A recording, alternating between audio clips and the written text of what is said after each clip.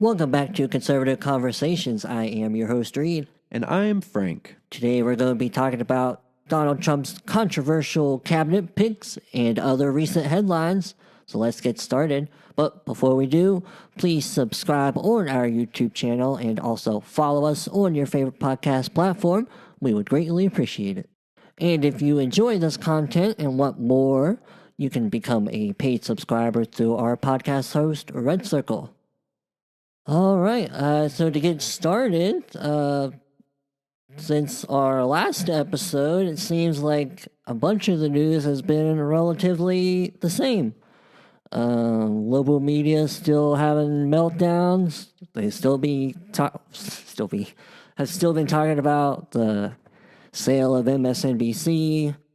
A whole bunch of Trump picks news going on. But you ain't seen too much of Trump though.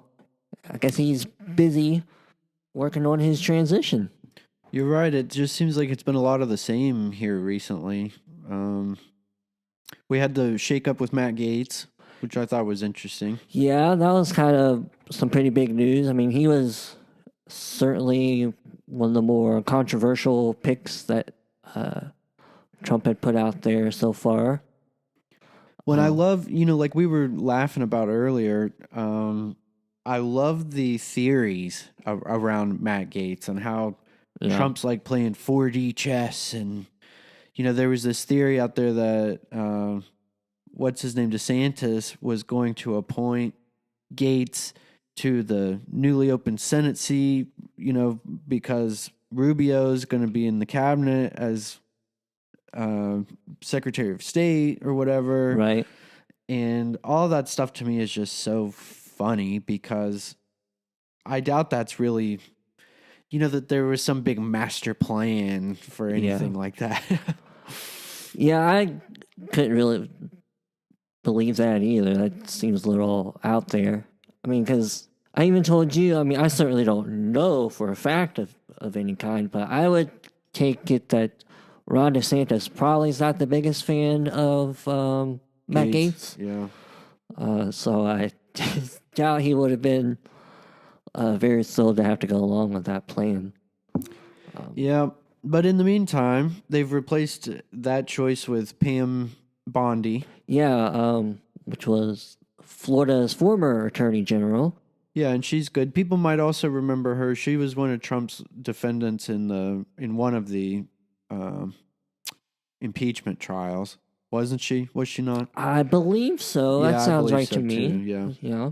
That's where I remember her from. Yeah. I can remember her making those arguments, so I feel pretty confident about that. Mm-hmm. Yes, she seems like a good pick, though. Definitely have a better chance through the confirmation process. Yeah, unlike Matt Gaetz. or Tulsi Gabbard. Oh, yeah. That's another controversial pick, which I guess. I don't think it should be controversial at all. Me too. I don't really get it. This is another one that's interesting to me today because this one's been going on, and today I woke up to see these same headlines about Tulsi Gabbard again, except some more people have come out making statements, one side and the other, about her. And I thought it was interesting. Donna Brazile was on there talking about her. Remember, she's a former DNC chairperson. Mm-hmm, yeah. And she was talking about how she and Tulsi used to work together, that they were both vice chairs at the same time for the DNC. Because remember that? Do you remember Tulsi's history with the Democratic Party? Not a whole lot. Because she was a vice chair of the DNC, but then during Hillary's cycle, she made some statements against Hillary about how she's a warmonger and this kind of thing. Right, yeah. And ever since then, that's when Clinton, in the following cycle, made all these, because that's when Tulsi ran. Right, yeah. And that's when you started hearing these lies. And they literally came out of Clinton's mouth about how she's a Russian asset. Right, yep. And now that's what everybody's running with. She's a Russian asset, even though it's not true. She's a party girl. She's a completely normal, rational, sane, beautiful, and actively serving military member. Right. Yeah, I mean, they said the same stuff about Trump, and it turned out to be completely false. So it doesn't surprise me that they tried to say some of the things about her. Well, it's a lot of the same people too. Sure. And I told you it's not personal or anything, but the thing with Nikki Haley about how she came out, and she's one of the ones who's beaten this drum too and says she cannot be confirmed, meaning Tulsi Gabbard. Tulsi Gabbard cannot be confirmed as DNI. Well, guess what? You have nothing to do with the Republican, with the Trump administration. Right. And I thank God for that he came out early and said, Nikki Haley, go sit in a corner. We're not hearing from you. Tulsi's no national security threat. Right. It's preposterous. Yeah, I'm sure if she was, they would have already been able to expose it, put the evidence out there for it. And it doesn't seem like they have. It's just a line that she's repeating from one of her good friends, Hillary Clinton. Yeah. Another pick who I don't really see is why it's so controversial, but is RFK Jr. People are going crazy over his pick too. I get HHS? Huh? For HHS? Yes. Yeah, for HHS. I mean, I get it from the political standpoint of why they're freaking out, but I really didn't expect him to be seen as so controversial, but I guess Trump picked him. I think people just believe a lot of lies. Yeah. Because, I mean, I even heard the women on The View, not that they matter or mean anything, but they were talking about how he wants to take fluoride out of the water. And they're sitting there at their little round table going, well, I'd like fluoride in the water. How about you? And it's like, we've never not had fluoride in the water. Most of us who are alive listening to this podcast right now, we've never not had fluoride in the water. Yeah. So how would we even know the difference? How do we know if it's a lie or not that the fluoride's good for you? Right. Yeah. From what I understand, one of the things he's trying to advocate for is just more testing and studies, because there are like certain aspects of some of these things like vaccines and the fluoride and other stuff that he's talked about that haven't completely been tested. Yeah. Or well-roundedly tested. But they act like it's Armageddon. Right. Just to even do a study on whether or not but goodness sakes. Right. I almost want to have my own freak out, because how many times has it been studied, the fluoride, whether it's good or bad? I don't even know. I know it's been studied plenty. Yeah. and I think one of the other criticisms they have of him is that his background is like being a lawyer and not like any kind of doctor or medical expert, which I suppose is a fair criticism if he's going to be the head of Health and Human Services, but he's not the only guy there. No. I mean, he's going to have staff. He's going to Career have people. advisors. Yeah. Yeah. So I think it's kind of silly that he's being seen as such a controversial pick, but it's also not that surprising. I think it's also more interesting. This is for the real savvy people out there and the real deep thinkers. This is also the period where you have to wonder about the ones you're not hearing about, or the ones where there is just consensus. There is quiet. You know, the people who just get confirmed in darkness and you don't hear about it. Yeah. We ought to look into that a little bit. Sure. Maybe at some point just have a list of all of them, you know? Mm-hmm. Everybody in every position. Because I wouldn't be surprised if there are some bad apples flying under the radar. I forget his name and what position he's been appointed for. But he's being criticized for having ties with Soros. Not his foundation, but one of his kind of companies. Yeah. So that could be one. Like I said, I wish I had remembered his name and what position was he was being appointed for. But I don't know. It would be interesting to find out. Well, we'll just have to be hyper vigilant, and so will the people around Trump. Just be hyper vigilant for these people, these turncoat types, or wolves in sheep's clothing. Right. Yeah, I think so. I'm glad to see they're still making progress on getting those appointments done quick. Because I know people talked about it last time. It took like weeks and months, and some people weren't even confirmed until after he'd taken office. Yeah. I know. That's why there's been a lot of talk about potentially doing recess appointments this time around. Yeah, I was going to ask you about that, what you thought about that.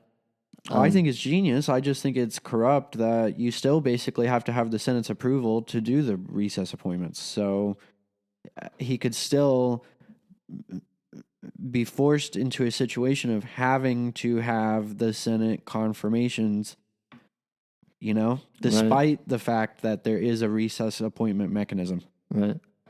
I think it sounds like a good idea to try to hurry up and get some of them done. But one of the drawbacks I've heard is the people who are appointed through the recess appointments are only there for 2 years and they don't get paid. They don't get paid? They don't get paid. I've heard that twice from 2 different people talking about it.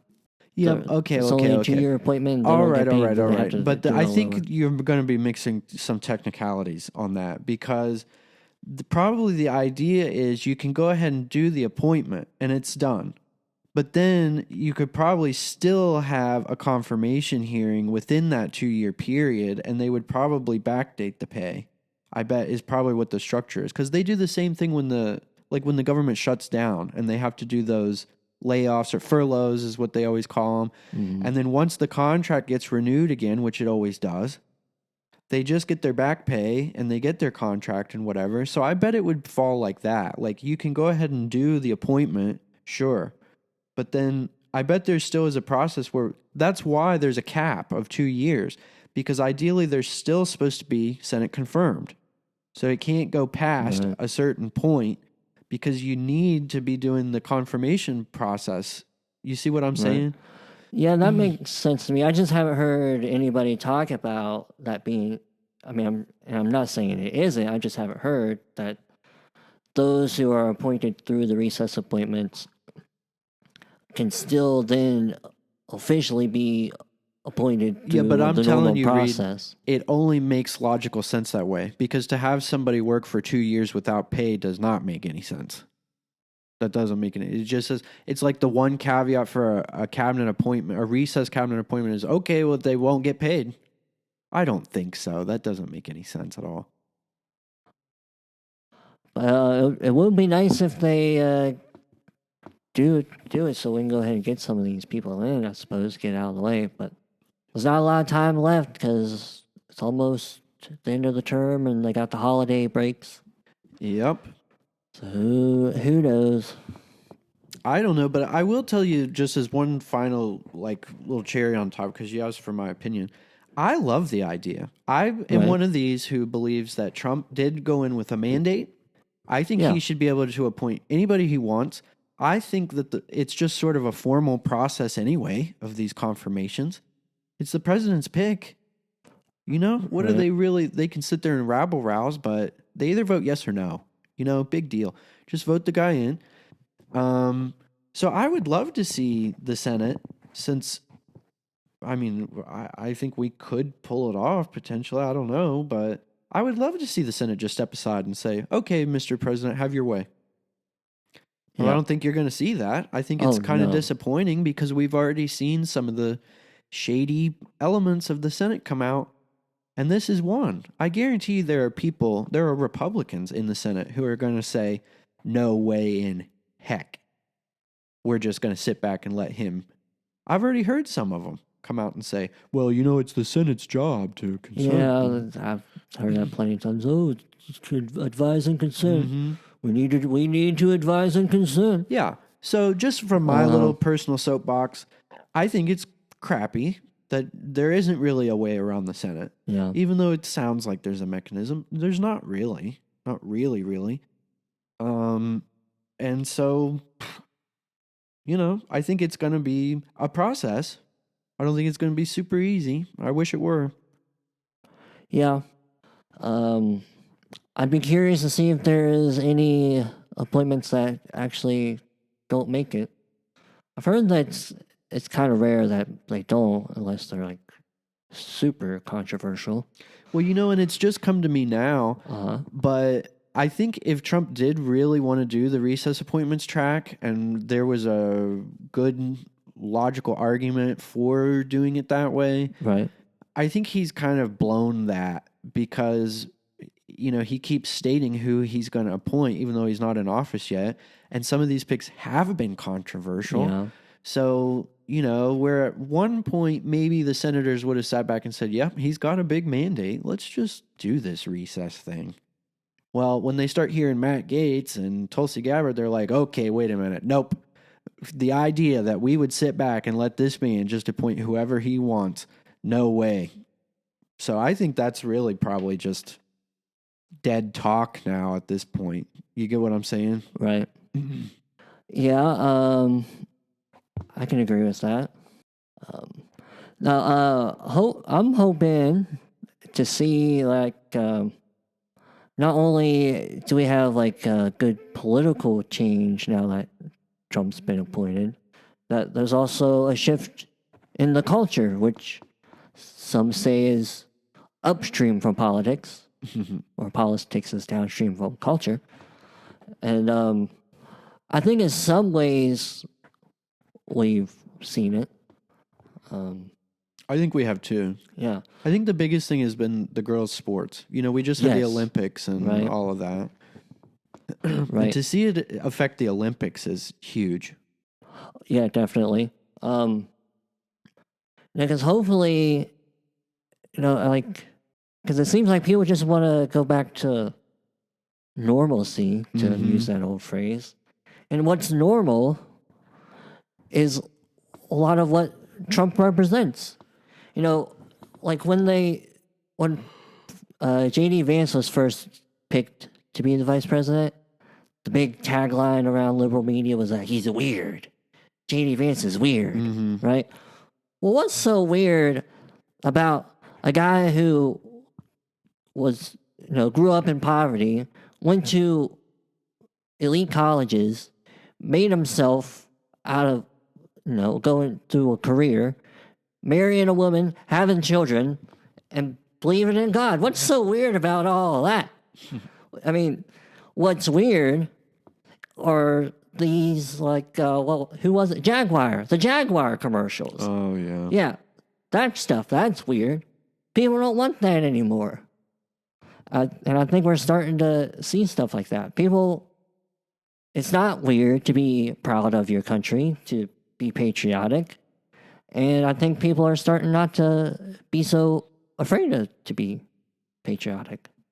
Well, and I think so too. And I sort of hate to do this because Sure. I don't know this person and I don't have any personal animus or anything like that. But I just would like to make the point that some of the things that the Democrats have been doing are so on their face, just out of the norm, that people just can't sit by and ignore it anymore. You can't say that it's not happening. Like appointing that Rachel Levine as the vice secretary or whatever she is of health. Yeah, the admiral. That is preposterous. Right. I mean, this is 1984. This is idiocracy. This is peeing on my leg and telling me it's raining outside. No, that man is not a woman. Right. And this is not health. Right. Yeah. It's crazy. It's craziness. Right. But I'm hoping this the election of Trump isn't just a shift in the political winds, but the cultural winds as well. Well, I think it is. Yeah. I really think so. And I think if you remember, we just talked about comparing the numbers and how in 2020 there were like 11 million votes for the Democratic Party that just don't seem to exist either before or after the 2020 cycle. And so I think in that light, not to go full-blown conspiratorial or whatever, but I think Trump won all 3 elections, all 3 times he won, just me personally, okay? And I think that shows a big shift in culture. Yeah, I think so. That makes sense. I mean, and to think how big, I think that shows why this one was a blowout, and he's got the popular vote, and he did better than the first time he won as far as the Electoral College. He blew his first win out of the water. And I think it's because most of the people who voted for Trump, which was, it would have won. He would have won the Electoral College. If they would have voted those counts properly and correctly, instead of just being swarmed by mail-in votes and just counting every single one without regard or hesitation. Yeah, exactly. Without any regard, he would have won. I'm telling you. I just know it in my heart, okay? I know it in my heart. It's like faith. It's like religion. I know it, okay? Right. But